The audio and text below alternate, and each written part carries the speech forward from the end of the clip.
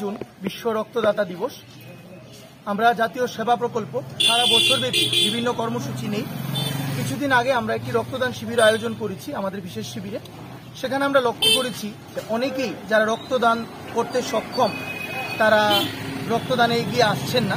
তো আজকে এই বিশ্ব রক্তদাতা দিবসে আমরা এই বার্তাটা, সচেতনতাটা বিশেষ করে যারা রক্তদানে সক্ষম যে বয়স গ্রুপ তাদের কাছে নিয়ে আমরা এখানে এই গন্ডাতুষা বাজারে সড়কে দাঁড়িয়ে আমরা কিছু লিফলেট বিতরণ করছি। আমাদের উদ্দেশ্য যাতে আগামী দিনে মানুষ স্বেচ্ছা রক্তদানে এগিয়ে আসেন, আর এটা করতে